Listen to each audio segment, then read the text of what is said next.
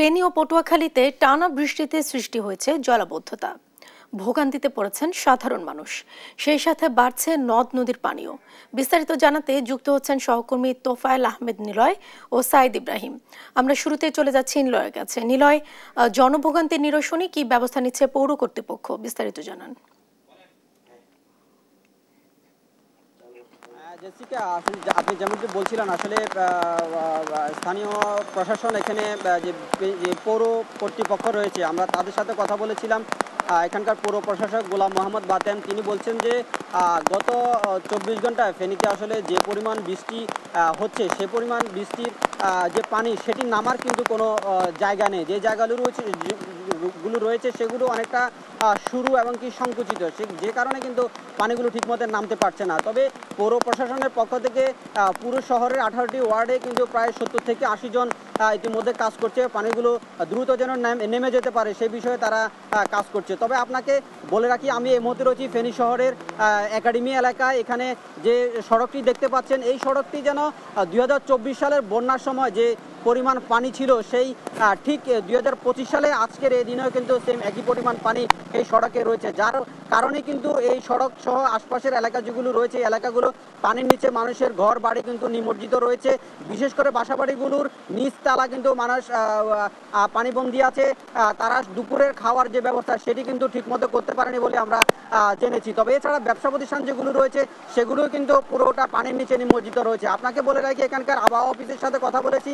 এখানকার আবহাওয়া অফিসের উচ্চ মান পর্যবেক্ষণ কর্মকর্তা মুজিবুর রহমানের সাথে কথা বলেছি। তিনি বলছেন যে গতকাল বিকেল 3টা থেকে আজ বিকেল 3টা পর্যন্ত ফেনীতে সর্বোচ্চ, অর্থাৎ চলতি মৌসুমে সর্বোচ্চ বৃষ্টিপাত রেকর্ড করা হয়েছিল, যা ছিল 406 মিলিমিটার। এটি ছিল সর্বোচ্চ বৃষ্টিপাত রেকর্ড। এছাড়া তিনি বলছেন যে আগামী 2 দিন যাবৎ এখানে বৃষ্টিপাত হওয়ার সম্ভাবনা রয়েছে বলে জানিয়েছেন। এছাড়াও আমরা এখানকার পানি উন্নয়ন বোর্ডের সাথে কথা বলেছি। পানি উন্নয়ন বোর্ডের নির্বাহী প্রকৌশলী আক্তার হোসেন মজুমদার তিনি বলছিলেন যে ফেনীতে যেমন ফুলগাজী পরশুরামে মুহুরী কহুয়া নদীর যে পানি সেটি ইতিমধ্যে বিপদসীমার উপর দিয়ে প্রবাহিত হচ্ছে। সেখানে কিন্তু বেশ কিছু নদীর যে বেড়িবাঁধ রয়েছে সেটি কিন্তু ভাঙনের কবলে রয়েছে, অর্থাৎ ঝুঁকিপূর্ণ অবস্থানে রয়েছে বলে কিন্তু তিনি জানিয়েছেন। তবে সব মিলিয়ে এখানকার যে পরিস্থিতি, সেই পরিস্থিতিতে মানুষের মধ্যে এক ধরনের উৎকণ্ঠা কাজ করছে, মানুষের মধ্যে এক ধরনের ভয়ভীতি কাজ করছে। যেহেতু 2024 সালে যে ভয়াবহ বন্যা, সেই বন্যার যে ধকল সেটি কিন্তু ফেনীর মানুষ কাটিয়েছে। সেই কাটানোর সাথে সাথে কিন্তু আজকে যে 2025 সালে যে গতকাল আজ সকাল থেকে যে ভারী বৃষ্টিপাত এবং পানির যে তোড়, যে সেসব কারণে কিন্তু মানুষের মধ্যে এক ধরনের আতঙ্ক বিরাজ করছে, খুব আতঙ্ক বিরাজ করছে। তবে এখানকার পানি উন্নয়ন বোর্ড বলছে যে আগামী 2-1 দিনের মধ্যে যদি বৃষ্টিপাত যদি না কমে, তাহলে কিন্তু নদীর বাঁধ ভাঙবে।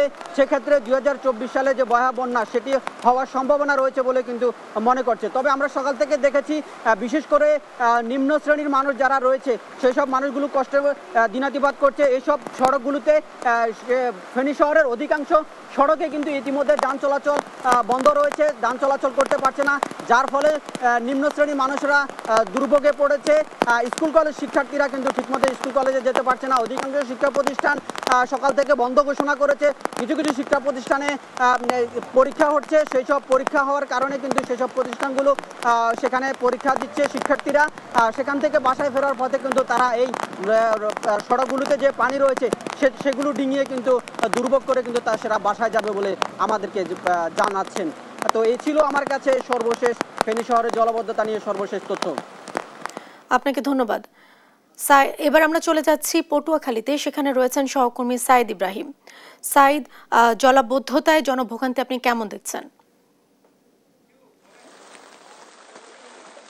ধন্যবাদ জেসিকা। যেমনটি বলেছিলেন, আসলে গত 3 থেকে 4 দিনের যে টানা বৃষ্টি, এর সাথে গতকাল রাত 9টা থেকে আজ সকাল 9টা পর্যন্ত গত 24 ঘন্টায় 215 মিলিমিটার বৃষ্টিপাত রেকর্ড করেছে আবহাওয়া অফিস। আমি যদি একটু দেখাই তাহলে দেখবেন যে আপনার এই যে পটুয়াখালী যে সদরের যে পুরান বাজার, নূতন বাজার, আপনার কালিকাপুর, তারপর হলো গার্লস স্কুল রোড, মহিলা কলেজ এবং সরকারি কলেজ থেকে শুরু করে প্রত্যেকটা এলাকায় কিন্তু পানিতে নিমজ্জিত হয়ে আছে। এবং আপনি দেখতে পাবেন যে জায়গাটা দাঁড়িয়েছে এখানে কিন্তু বাসাবাড়ি থেকে শুরু করে সব জায়গাতেই কিন্তু পানিতে তলিয়ে গিয়েছে এবং তারা কিন্তু এখন আপনার ঘরে কিন্তু কোনো রান্নাবান্না আজকে করতে পারেনি। তারা তাদের ঘর তারা খাটের উপর উঠে বসে আছেন এমনটা জানিয়েছেন তারা আমাকে। এছাড়া আমি কথা বলেছি এখানে স্কুল কলেজে যাওয়া অনেক শিক্ষার্থীদের সাথে, তারা বলেছে যে আজকে তাদের স্কুল কলেজে অনেক সমস্যা হয়েছে এবং এখানে আপনার যে শেরেবাংলা বালিকা বিদ্যালয় আছেন সেই বালিকা বিদ্যালয়ের অনেকজন আছে, তারা আপনার তাদের সাথে কথা বলেছি। তাদের যে অর্ধবার্ষিক সাধারণ সভা সেই পরীক্ষাগুলো কিন্তু তারা দিতে পারেনি বলে আমাকে জানিয়েছেন।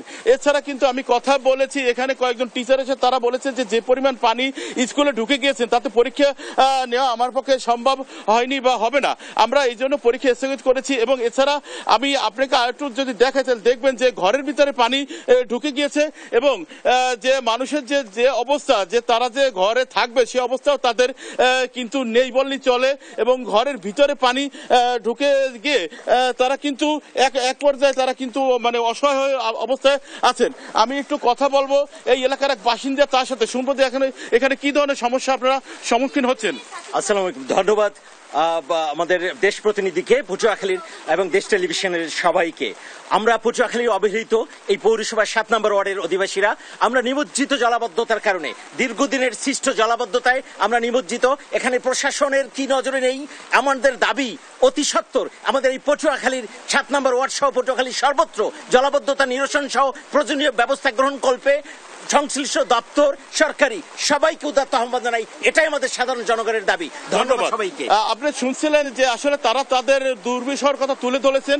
এছাড়া আমি কথা বলেছি পানি উন্নয়ন বোর্ডের সাথে, গলাচিপা, রাঙ্গাবালি, বাউফল থেকে শুরু করে প্রতিটি জায়গা এখন কিন্তু বৃষ্টি হচ্ছে প্রচুর পরিমাণে। আপনি দেখতে পাচ্ছেন যে এখানে যে জলবদ্ধতা সেই জলবদ্ধতা নিরসনের জন্য তারা পৌর কর্তৃপক্ষকে দায়ী করেছেন এবং তারা বলতেছেন তাদের পৌর কর্তৃপক্ষ যেন অচিরেই যেন জলবদ্ধতা নিরসন করেন এমনটাই তারা জানিয়েছেন। এই ছিল পটুয়াখালী জলবদ্ধতা নিয়ে আমার কাছে এখনকার মতো সর্বশেষ তথ্য। আমরা ফিরে যাব স্টুডিওতে জেসিকার কাছে। জেসিকা। সাইদ, আপনাকে ধন্যবাদ। সেই সাথে ধন্যবাদ জানাচ্ছি নিলয় আপনাকেও। দর্শক, বৃষ্টির কারণে সৃষ্ট জলাবদ্ধতার খবরাখবর জানাচ্ছিলেন আমাদের সহকর্মীরা। টানা বৃষ্টিতে জলাবদ্ধতা দেখা দিয়েছে খুলনা শহরেও। আরও জানাতে সরাসরি যুক্ত হচ্ছেন আমাদের সহকর্মী নূর ইসলাম রকি। রকি, জলাবদ্ধতার জন্য জনজীবনে কি কি প্রভাব পড়ছে বিস্তারিত জানান। জেসিকা, খুলনা নগরীতে কিন্তু গত 3 দিনে যে টানা বৃষ্টি হয়েছে জলাবদ্ধতার শিকার হয়েছে সাধারণ যে মানুষ। নগরীর রয়্যাল মোড়, টুটপাড়া মোড়, নিউ মার্কেট মোড়, জোড়াগেট মোড় সহ বিভিন্ন আবাসিক এলাকায় কিন্তু জলাবদ্ধতা সৃষ্টি হয়েছে, যার কারণে সাধারণ মানুষ কিন্তু ব্যাপক ভোগান্তির সম্মুখীন হয়েছে। বিশেষ করে স্কুল কলেজ পড়ুয়া শিক্ষার্থীরা এবং যারা চাকরি বা ব্যবসার কাজে প্রতিদিন গন্তব্যে যায় তারা কিন্তু খুবই বিপাকে পড়েছে। আমরা এই মুহূর্তে দাঁড়িয়ে আছি খুলনা শহরের একটি গুরুত্বপূর্ণ সড়ক, যেখানে আসলে আউটার বাইপাস লিংক, যেটা দিয়ে কিন্তু খুলনা নগরীতে প্রবেশ করতে হয়। আপনারা দেখতে পাচ্ছেন যে এই রাস্তাতে গত 3 দিনের বৃষ্টির কারণে কিন্তু হাঁটু পর্যন্ত পানি হয়ে গেছে এবং এই পানি নিষ্কাশনের কিন্তু কোনো আসলে সমাধান নেই। আমরা খুলনা সিটি কর্পোরেশনের সাথে কথা বলেছি, তারা যেটি জানিয়েছে যে তাদের কিন্তু জলাবদ্ধতা নিরসনের 2-3টি প্রকল্প চলছে। এই প্রকল্পগুলো আসলে শেষ না হওয়া পর্যন্ত কিন্তু এই জলাবদ্ধতা কমবে না। পাশাপাশি সংস্কার কাজের পাশাপাশি খুলনা ওয়াসাও কিন্তু তাদের পানির পাইপলাইন বসানোর জন্য বিভিন্ন সড়ক কিন্তু কেটেছে, যার কারণে কিন্তু জলাবদ্ধতা আসলে সৃষ্টি হয়েছে। তবে সাধারণ নগরবাসী যে অভিযোগটি আমাদেরকে করেছে যে এই জলাবদ্ধতা কিন্তু খুলনা শহরে নতুন নয়, প্রতি বছরই কিন্তু সিটি কর্পোরেশনের পক্ষ থেকে এই একই বিষয় বলা হয় যে বর্ষা মৌসুমে জলাবদ্ধতা খুব দ্রুত নিরসন হবে। গত বলা যায় 10-15 বছর ধরেই কিন্তু এই জলাবদ্ধতার শিকার হচ্ছে খুলনা নগরবাসী এবং এই পুরো সম্পূর্ণটা জলাবদ্ধতার দায় কিন্তু আসলে পড়ে খুলনা সিটি কর্পোরেশনের উপর, কারণ তারাই কিন্তু নগরবাসীকে পর্যাপ্ত সেবা দিতে ব্যর্থ হয়েছে। তো খুলনা জলাবদ্ধতা নিয়ে এটা ছিল আমার কাছে সর্বশেষ সংবাদ। আর রকি, আপনাকে ধন্যবাদ। দর্শক, জলাবদ্ধতার সবশেষ খবর জানাচ্ছিলেন সহকর্মী নূর ইসলাম রকি।